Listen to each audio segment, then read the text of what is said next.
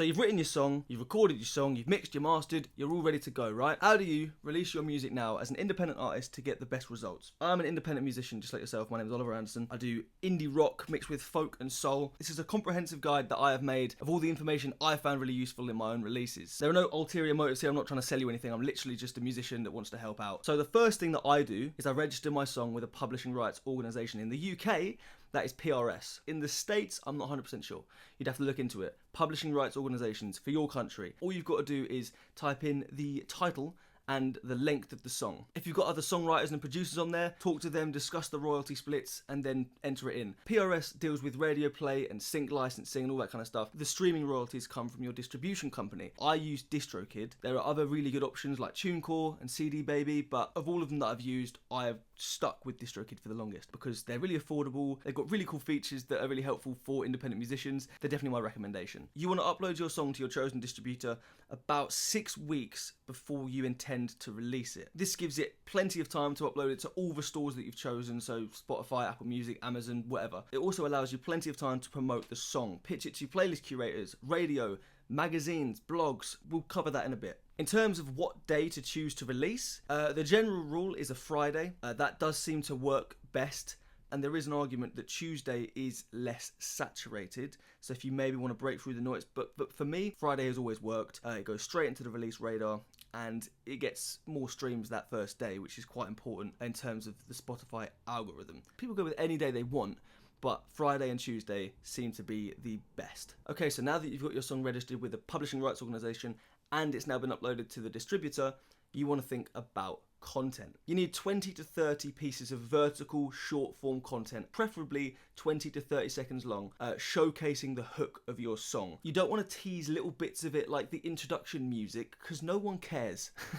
As an independent musician, I can tell you right now, no one wants to hear the intro guitar to your song. It's not exciting. I want to hear the chorus. I want to hear the bit that's going to stick in my brain. Now in marketing, it says you need to show someone something 7 times before they consider buying it. So that means you want to maximize the amount of times you put your music out there to your fans, to your potential fans, to an audience of people that don't know you yet, at least 7 times, at least, because you need each individual person to see it 7 times. So you want to be putting it out there 30 odd times, 30, 40 odd times to guarantee that at least everyone has seen it 7 times, because then they will consider leaving Instagram and going to Spotify, going to iTunes, going to Amazon and listening to your song. I'd say at the beginning of your career, don't worry so much about promoting your song on social media before it comes out. Maybe announce it a week before with the artwork and the hook and all that kind of stuff, and maybe post 2 or 3 things on the week before it comes out. But people who don't know you yet, if they can't go and listen to the whole song, they're not going to get that excited. Pre-promotion on socials is mostly for people who have an audience built already, who can get excited,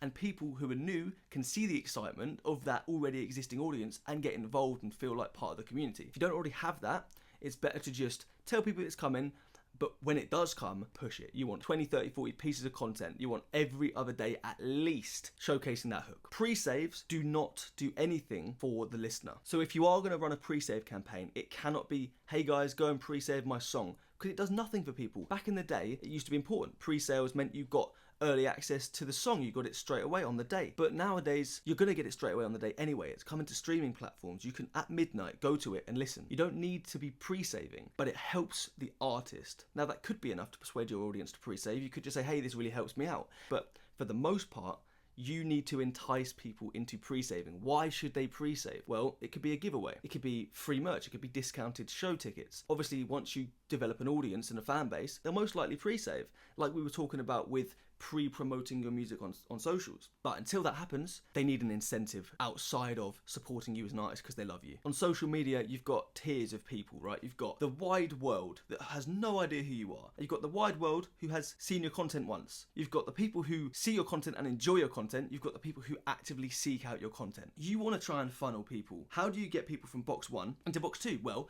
you consistently post your music. The wide world has now kind of heard of you. How do you get people from the people who have heard of you who like you? You consistently post, you build a brand around yourself, you associate yourself with ideas that people already know and understand. and then they will associate you with those things that they already know and understand. You build a brand. You actively engage with your community. So that means answering comments. That means going to other people's videos and commenting on their stuff. How do you get box 3, the people who like your things, to be in box 4, the people who actively seek it out? That comes with consistently releasing music that they love. It comes with putting on live shows that they remember and will talk about. Consistent engagement with your community. I'm talking about live streams. TikTok live streams are an incredible way to get random strangers to filter through all 4 boxes in the space of an hour. If you do it right, you can gain an audience who loves you as a person and so automatically loves everything that you do. The biggest thing you need to do is experiment. See what works in your niche with your audience and consistently do that. So you now created 20, 30, 40 pieces of content and you have got people pre-saving your song. What do you do next? Now you want to pitch it to Spotify's editorial playlists. You want to pitch this at least 1 month before your song comes out. Better still if you can pitch it as soon as you have the option to. If this is your first release, you won't have a Spotify for Artists page yet, so you can't do this step. But if this isn't your first release, you can do this. In your Spotify for Artists page, as soon as the song comes up on your upcoming releases, you can click on it and you can click pitch to playlist. Now what you want to do here is you want to describe the song, you want to talk about the genre, you want to talk about the influences, you want to talk about the theme, and then you want to mention a small niche Spotify editorial playlist that you think the song will be perfect for. The rest is up to Spotify's curators, but if you have an angle, a story that you want to tell them, tell it. Run with your story. While you've still got 4 weeks to go before your release comes out, get your EPK done as early as possible, your electronic press kit. An EPK will let people know who you are, what your new release is all about, when it's coming out, and it will give all the information that press need from you in one easy to find package that they all require nowadays because it's just so convenient for them. They don't want to scroll through an email about you and your life, and they don't have to come back and ask you loads of questions. They want you to tell them, here you go, this is all the information that you need. If you don't know where to start with your EPK, in the description I've put questions that my manager gave me when we were writing my EPK. So answer those questions in accordance to your new release and write them in paragraph form on your EPK. There's also a link to a website that we use for the actual page itself. I will also recommend uploading your song to SoundCloud as a private song and then embedding that link into this page so that people they can click it and then they go, right, okay, cool. That's not to say you don't also send that link in your email. You need to send that link too. And once you've got your EPK and your press release done, now it's time to pitch to radios, to magazines, to blogs, to local press. And for the most part, that means sending a lot of emails. You can think of different guerrilla marketing tactics. For example, I got one of those recordable gift cards where you can just say your message. I played my song into it and I wrote loads of cool stuff and I sent it to specific DJs that I wanted to play it on their radio show, and I wax sealed the envelope so that it stood out from all the other letters that they get. The way I find email addresses of people in the industry is through the unsigned guide. A link will be in the description. This is the most helpful tool I've ever come across in my whole career. This is UK based, bear in mind, and I'm sorry if I'm missing out information for you as an artist abroad, but I can only give you information that's been useful to me, unfortunately. Sorry about that. But everything else does still work for you. The unsigned guide is incredible. It has the contact details of basically every single radio show, student media, magazine, blog, and if you click on one of them, it will give you what they ask for in their submissions. It will say this is the name of the head of music that you want to address your emails to. I cannot stress this enough. It is so important to be personal in your emails. If you can name them in the subject, you're onto a winner. So for example, what I used to do was, Billy, you're going to love this song. And Billy would go, oh fuck, he's actually talking to me, you know? And he'd be more likely to go and click it as opposed to song submission, Oliver Anderson, new song. And I got loads of responses. When you're sending your email, be straight up about what you want from that person. If it's a magazine, what do you want? Do you want a review? Do you want a feature? Do you want an interview? Ask. Just say what you're looking for. These people are busy. They just want it all on a plate for them. This is what you want from them. This is all the information. Bang, there you go. The next step for UK artists is to pitch your music to BBC Introducing. This is so important, and I don't understand why people miss this step, because if you get your music on BBC Introducing, it's a key point that you can add to your musical resume. A huge tip though, if you're from London, try and find a connection to somewhere smaller, because London is so extremely saturated. So if you were born in Kent, if your mum lives in Devon, find a connection and pitch your music to that radio, because you are way more likely to get played. Now, when it comes to pitching to playlist curators, which is a very, very important step, by the way, I use a website called Submit Hub. Now, it has mixed reviews, but for me, it has worked very well for my releases.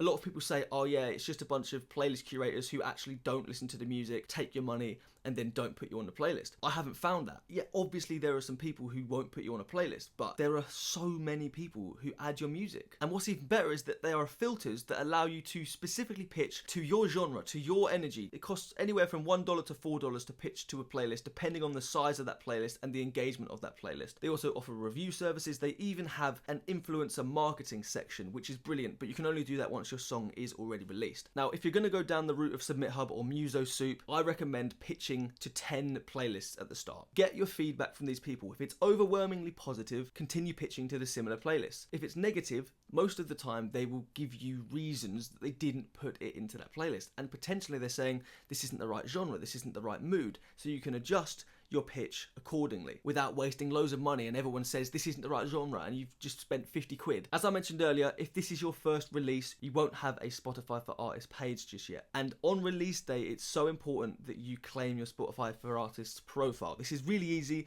All you've got to do is go on the Spotify for Artists website and follow the prompts as a new artist and you can find your song. So what else do you need to do on release day? Firstly, you need to update the links in your bio. From coming soon and pre-save this track to out now on all platforms, you know what I mean? With a link specifically to the song. If you did manage to get some reviews and some interviews in, post about them on your story and build the hype around your new song. People are more likely to listen to your song if it's already got social proof. Do not spam your followers via messages. I did this at some point for my songs. It may work for your first or second release, but after a while people just get pissed off. Instead, what you need to do is, as we said earlier, post every other day at least. You want to be posting every single day for the first 2 weeks, in my opinion, and that is the way that your fans will find your music. Don't force it to them, just let them find it. And it's a lot easier for people to find it if you're more consistent. You want to be omnipresent on social media. I know you might be thinking, I don't want to bombard my followers with this music, but bruv, you have just worked so hard on this song. You've written it, you've recorded it, you've paid to get it produced by the right person. Go and push it to your followers. The chances are they're not all going to see every single post. You need to have the mindset that people want to see your stuff all the time because they like your stuff. So post, give them something to listen to. That's what they want. If they don't like it, they'll leave. Good. Because they weren't your audience. What I have found is that if you can get around 1,000 or more plays in your first week, and you can get it added to 100 or more playlists in the first week too, Spotify will be much more likely to push it in their next release radar, and potentially the release radar after that. Release radar only lasts for 4 weeks. So the first week, you'll be pushed out to the people who are already following you, and the people who pre-saved the song. And the second week, potentially, if you do this right, you can be pushed out to them and people who are similar, who the algorithm has dictated will like your song. This is why you don't pay for streams. Submit Hub and Muso Soup specifically do not use bots. And if you pay for bots, you are completely destroying your algorithm because they don't have similar tastes. You can be pushed out to random places and it will ruin your music career. I promise you, it is not worth the numbers. Now, lastly, your song is always going to be an asset. As soon as it is released, for the rest of your life, that song is now an asset of yours. Do not sleep on it. Obviously, your newer songs will take priority, but just because you've got new music out doesn't mean that song isn't still there. I would consider doing a PR stunt that's related to your song. So if, for example, you've got a song about drug addiction, go and help out at a rehabilitation centre and make that a thing. Donate half of the proceeds to a charity that deals with addiction. Reach out to the local news and talk about your story with drug addiction or with homelessness or with mental health, and talk about what you're doing with this song that helps the community. You'll be a lot more likely to get featured in local press if you have a specific angle and if you're trying to do good for a community. I hope you find this really helpful, guys. Let me know if you have any other tips. Let me know if you have any questions, and please do not hesitate to send me your music because I want to listen to it. Release music every 6 to 8 weeks. Be consistent on your social media and gig consistently. That's all you can do as a musician, and eventually you'll get there. So keep plugging away. I know sometimes it feels hard and I know sometimes you want to give up, but don't give up. It's going to work out. All right. Cheers for tuning in. Take care.